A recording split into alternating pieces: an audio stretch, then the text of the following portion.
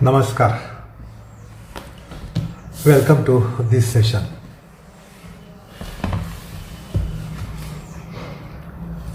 We are taking up the fifth limb of Ashtanga Yoga, namely Pratyahara. The Pratyahara limb of yoga has reference to Indriyas.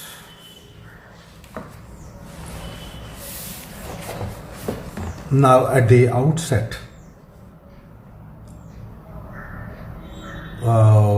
it might be an epoch-making statement, because usually we relate Pratyahara to Jnanendriyas. The abstraction of the senses is the translation of word Pratyahara. So in English it comes down to senses. But the sutra has reference to Indriyas.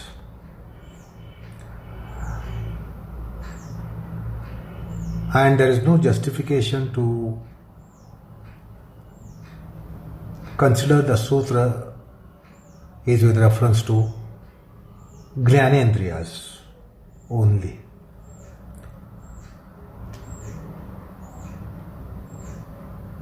So about Indriyas and about senses, we must be clear and not have any confusion.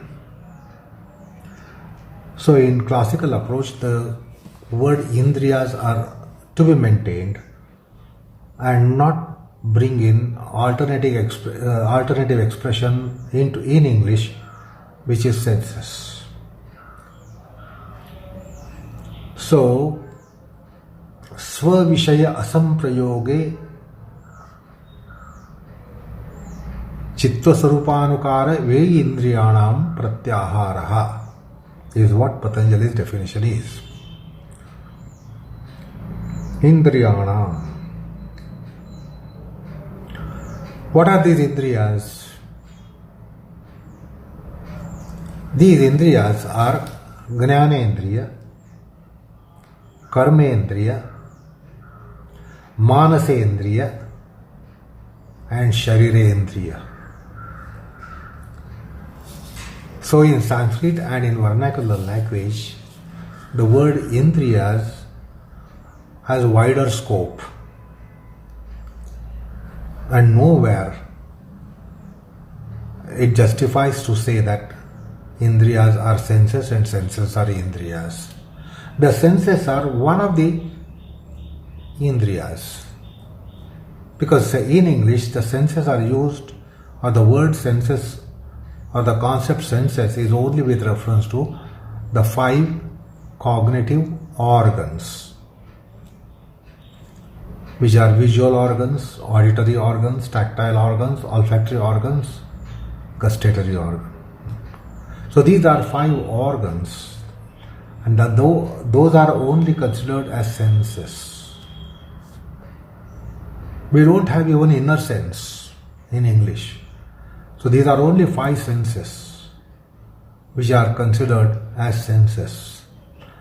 The conative organs are not considered as senses, they are conative organs.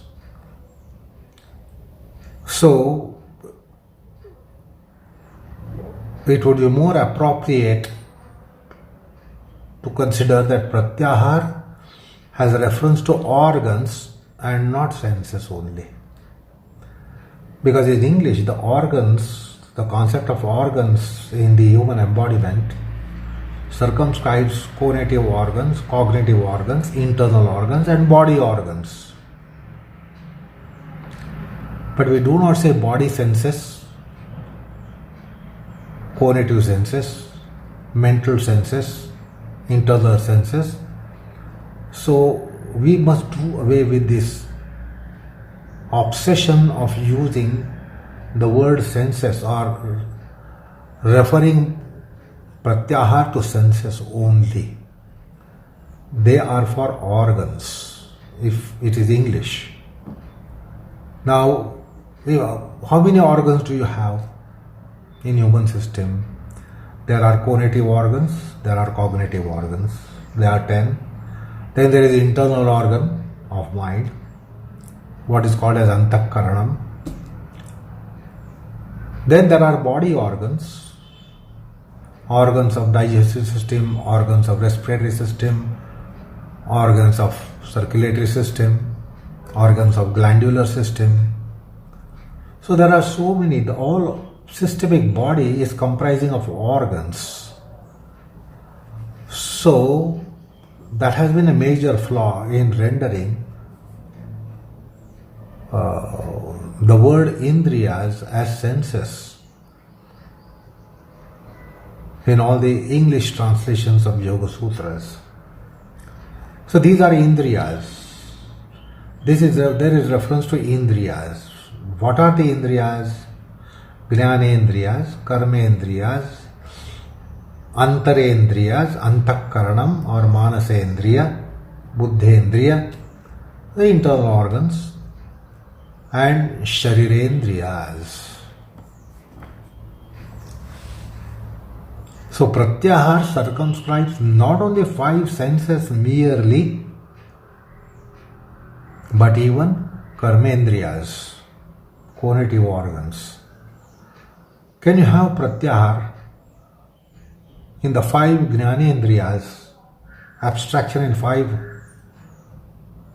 cognitive organs, but all the conative organs engaged with their own objects? Will it be Pratyahara? If the conative organs are in their own function as conative organ, so we know the 5 conative organs: vak, paani, paada, paayu, upastha. So these are 5 conative organs. Vak, speech; paani, prehensory, give and take; paada, locomotive organ; paayu, excretory organ; upastha, generative organ. Now can you have a condition that you say it is Pratyahara because 5 Jnanendriyas are in abstraction? Is it possible to have abstraction in 5 Jnanendriyas when the Karmendriyas are grazing in their own fields? This is highly impossible. So Pratyahara should not only circumscribe 5 senses, they have to circumscribe even 5 conative organs called Karmendriyas or motor organs. Vak, paani, paada, paayu, upastha. And the very process of yoga tells us that the Pratyahara also engulfs Sharirindriyas. The organs of body, the systemic body. As you know, there are systems such as digestive system, respiratory system, circulatory system, glandular system, endocrine system. So there are so many systems. Now can you say that there is abstraction in the 5 senses, but the body organs are liberally moving in their own realms, are engaged in their own activities, are going after their own activities, grazing in their own fields? Not possible. You can't say I am in Pratyahara but yet I can be munching at something at the dining table.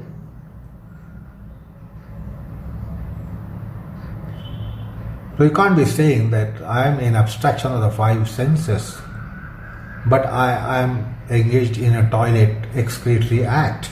This is not possible.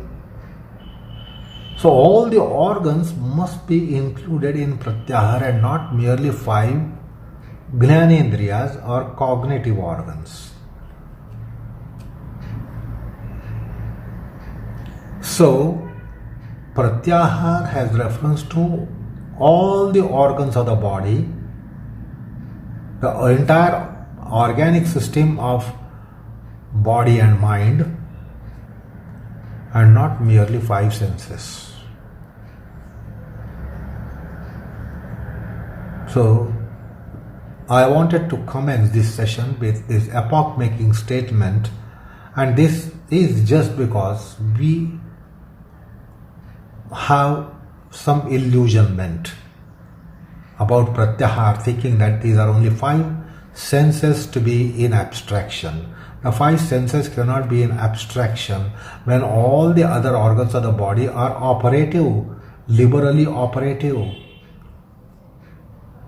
And the process of yoga tells us that this kind of Nirodha dharma must engulf all the organs. They must all be under the blanket of Nirodha dharma, and then only Pratyahara is possible.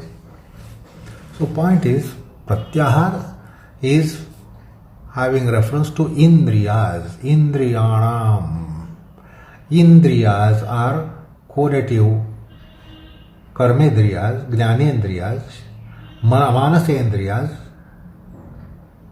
Antarindriyas and Sharirindriyas.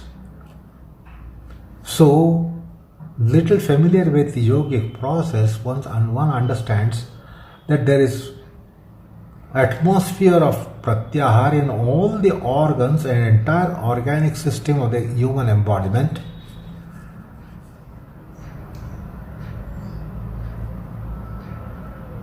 And therefore, it is not proper to say that Pratyahara has only reference to senses, Jnanendriyas.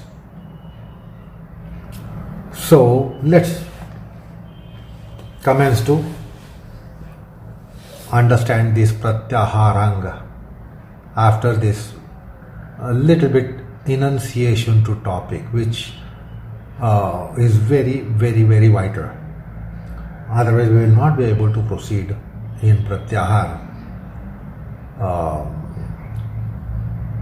in the framework of classicality. So this is the 5th limb. Pratyahara is the 5th limb. And Pratyahara is a technical term. It is tantrik paribhasha. It's a tantric technical term. But in order to understand this, the term is very interesting because there is an aspect called Prati plus Aahaar is Pratyahara. So there is Ahara in Pratyahara. What kind of Ahara? Prati Aahaar. Ahara is well known to everyone. Ahara is that which we eat. Ahar, Vihar, Achar, Vichar. This has been referred to you often with reference to every limb of yoga, every principle of yoga, practice of yoga. So the ahara is an important word here to be first cited. That this has something to do with ahara. And what kind of ahara? Prati Aahaar. Therefore it is called Pratyahara. Prati means opposing.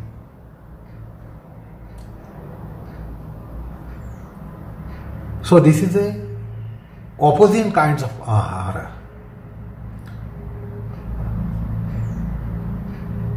So we should know what is normal ahara, what is natural ahara, what is it that we consume as food, and this is something opposite of it, and therefore it is Prati Aahaar.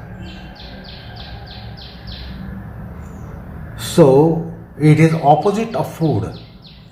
We know what is taking food. Our what do you call,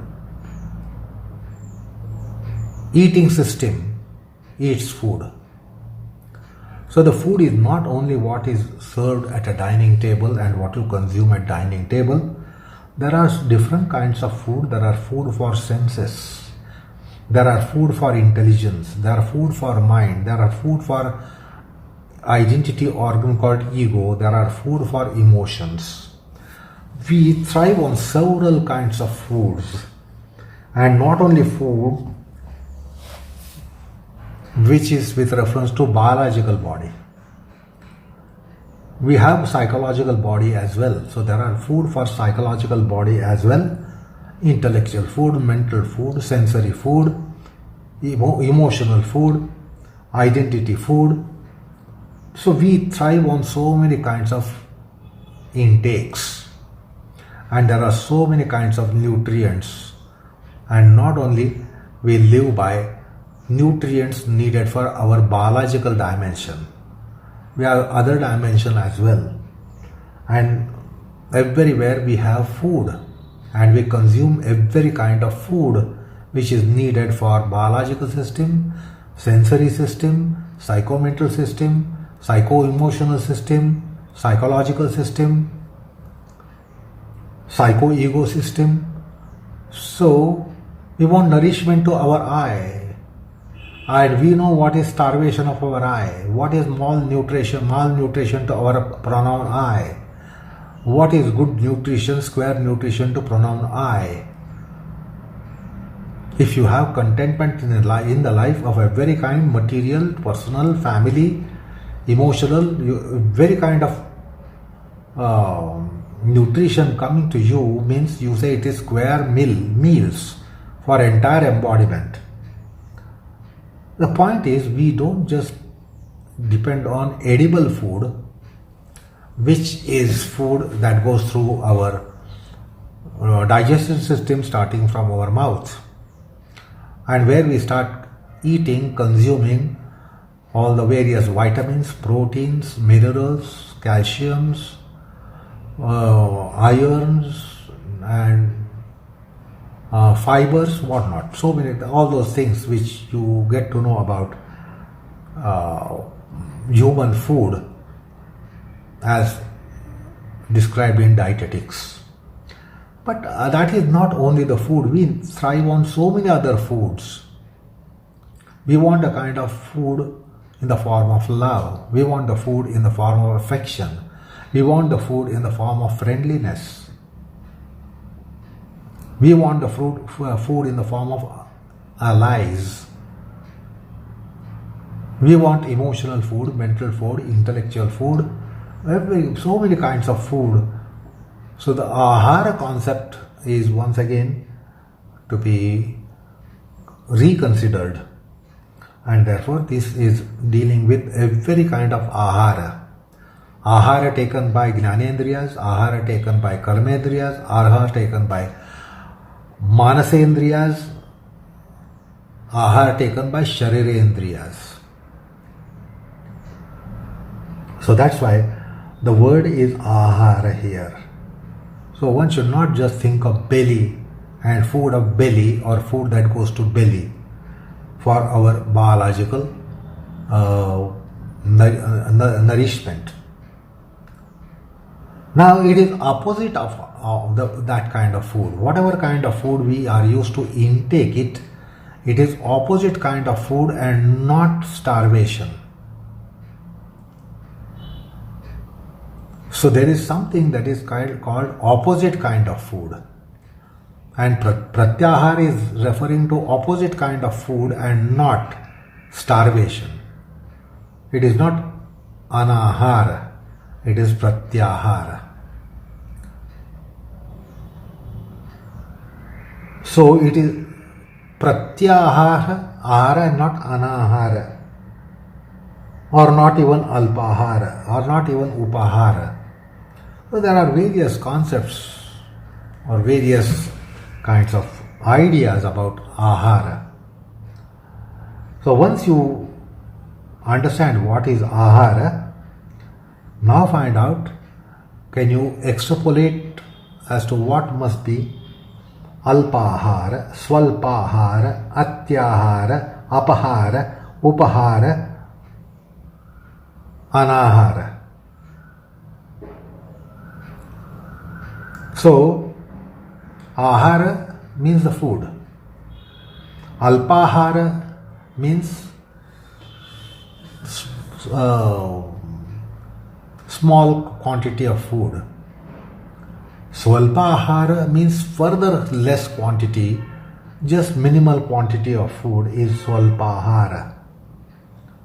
Then atyahara, that means overeating. Something like overeating. There is overeating of sensory food, intellectual food, emotional food, etc. etc. So there is also something called as atyahara. Atyahara means overindulgence. Apahara. Apahara means unscrupulous ways of consuming one's own thirst and hunger. By robbing someone's food, by robbing someone's things, by robbing someone's happiness and sadistically enjoying that, and also having a gratification of oneself, which happens in sadistic pleasures, sadistic mentality. A sadistic person doesn't just want the alien person to suffer, but he has joy in the sufferance of that person who is alien. So there is something that is called apahara. Upahara means secondary kind of food.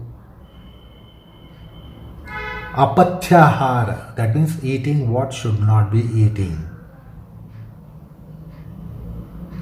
So, in vernacular languages, you get these various shades of ahara. They are very interesting, and one should try to understand what are they. So listen once again to this. Ahara, alpahara, swalpahara, atyahara, anahara, apahara, upahara, apatyahara, pratyahara. So to understand pratyahara in classical approach, you must be clear about these various aharas. That is the classical approach. So ahara, pratyahara, alpahara, swalpahara, atyahara, anahara, apahara, upahara, apatyahara. So one must be clear about these concepts. One must figure out as to what is really meant by all these kinds of aharas. Then only we will be to some extent qualified to understand what is one of those called pratyahara. So ahara means all that we eat.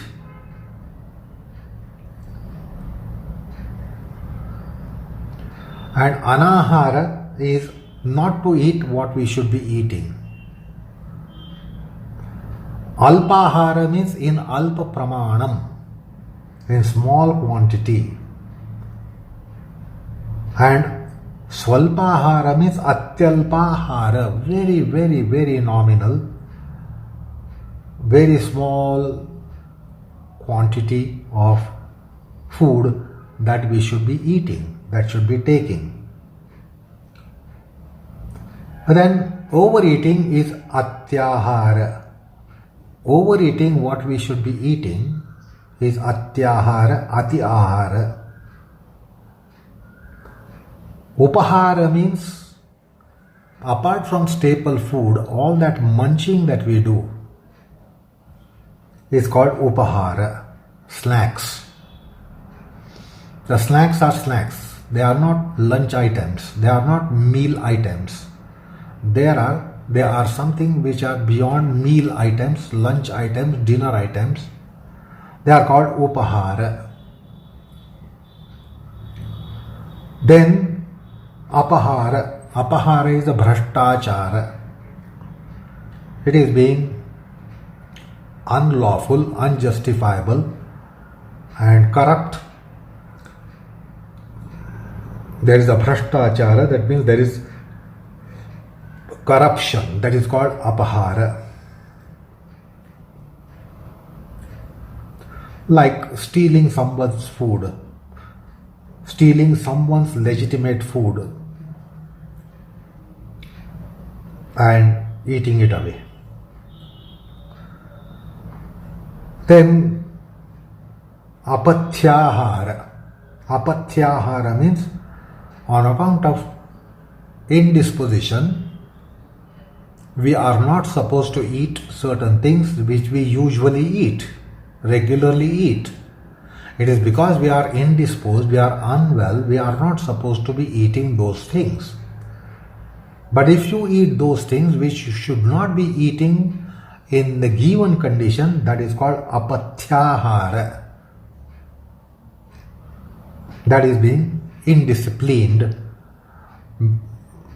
The food is something that we generally should eat and generally commonly we eat, but because we are not well, say suppose there is stomach ache, stomach upset, we are not supposed to eat all that usually we eat, and if we do that, it is called apatyahara. And then this happens because of infatuation and delusion. Apatyahara is because of infatuation and delusion. But nowhere here you will get Prati Aahaar. So in these various kinds of ahara, which you can say that the food that I take more, I take less, I take very little, or I take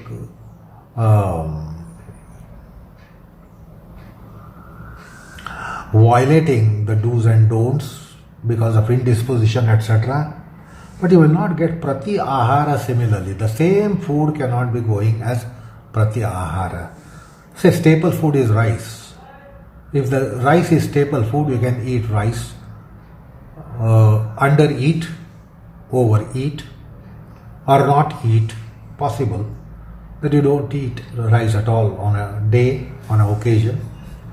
Or you take it as upahara, that means you have prepared something out of rice, which is not your meal item, but then it is your snack item. So you eat something out of rice as snacks. But then you will not get a kind of pratyahara here. Prati Aahaar will not come here. So the Prati Aahaar is only in Adhyatma, Paramartha and Yoga. So that is one thing to be understood. Of course, we will later try to understand what is this Prati Aahaar. It's not that you are not eating in a state of Pratyahara of yoga. You do eat something, but it is opposite of mundane gravity, worldly gravity, personal gravity. It is transcendent gravity under which you eat something. It is not starvation. To be in Pratyahara, it is not starvation. It is eating unusual things which are opposite of Vaishayikata. Vaishayikata, that means objects which allure us in our life. And we try to eat all those objects which have some allurements for us.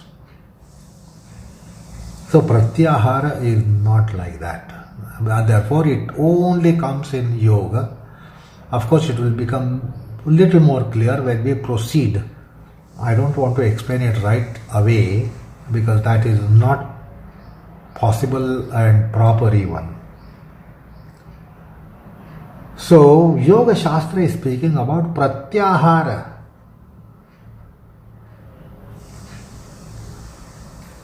So, let's try to gradually proceed towards this concept of Pratyahara. I told you Pratyahara is for Jnanendriyas, Karmendriyas, Sharirindriyas, Manasaindriyas, all the Indriyas. Human embodiment is collocation of Indriyas, collocation of organs. We have only 5 senses, but we have many organs. Now, usually we refer Pratyahara to Jnanendriyas. And we think it's only Jnanendriyas which must go into abstraction. This is our popular idea and concept about Pratyahara. Because Jnanendriyas means they raise up the structure of Jnana. They raise up the Jnana Prasada, mansion of knowledge. Now what is this Jnana that we get through senses? It is Jnana, knowledge of the form of Shabda, Sparsha, Rupa, Rasa, Gandha. So the 5 kinds of knowledge will come through 5 senses. Shabda is sound. Sparsha is touch. Rupa is form, shape and color. Rasa is the gustatory object of taste. And Gandha is olfactory object of smell. So auditory perception, tactile perception, visual perception, gustatory perception and olfactory perception.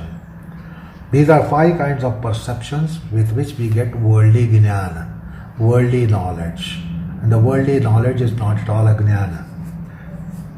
As we have seen this often, considered this often. But they raise up a huge mansion and huge structure of empirical knowledge.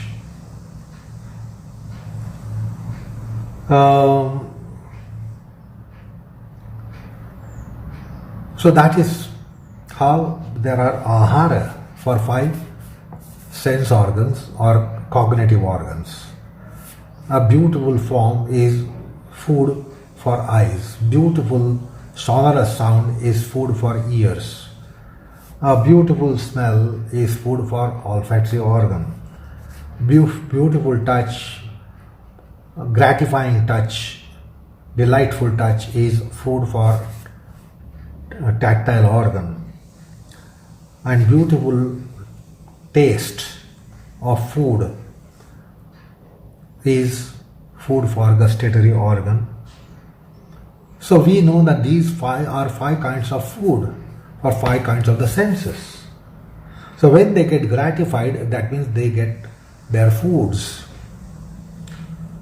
So apart from our biological food, we should also understand that there is food for 5 cognitive organs in the form of Shabda, Sparsha, Rupa, Rasa, Gandha. Now because these senses are to human beings, we know that these senses are also to other beings. But these 5 senses are there to human beings, and human is not only to err. It is not that to err is human, but to scam is also human. We have scamsters, and all of us are scamsters in some form or the other, in some degree or the other. But this scam tendency is not there in subhumans. It is human to err, and it is human to be scamming. It is human to be a scamster, to be engaging into scams. That's called bhrashtachara. Human being, it is very natural for him to be in bhrashtachara of some degree or the other. It is very difficult to be not in bhrashtachara, then of course that's a godly man. So the bhrashtachara is possible with respect to Jnanendriyas. The bhrashtachara is possible with reference to Karmendriyas. Bhrashtachara is possible with reference to Manasaindriyas. Bhrashtachara is possible with reference to Sharirindriyas. But only when you are reforming in your consciousness, the bhrashtachara will fall off. And that is so important stage that one needs to get in one's life to be really going after genuine, authentic yoga. So, the point is, it is important to understand these aharas of Jnanendriyas. There are also objects of Karmendriyas. They have their own gratifications. So Karmendriyas have their gratifications. They have their tendencies towards that. They have tendencies to be again faltering there or to be scamming there. Like we tend to scam with respect to Jnanendriyas, we are also scamsters in the realm of Karmendriyas. They are having tendency to do untoward things, which are more often we don't want to reveal those, we want to conceal those. So we also want to conceal some of the acts carried out by Karmendriyas, motor organs. We don't want to divulge those or reveal those to others that I did this and I did that. So we try to conceal some of the acts of Karmendriyas, because there is also tendency to be scamming, bhrashtachar. The tendency to bhrashtachar is also there in Karmendriyas. There is also tendency for bhrashtachar in other indriyas, which I have referred to. So, point is, Pratyahara circumscribes all the organs. So Pratyahara is something for organic system and not just sensory system. This should be understood at the outset. Popularly it is felt that the Pratyahara is with reference to Jnanendriyas. No. There are Indriyas in the realm of motor system as well as mental system, psychomental system, psychic system and body system. Indriyas are everywhere.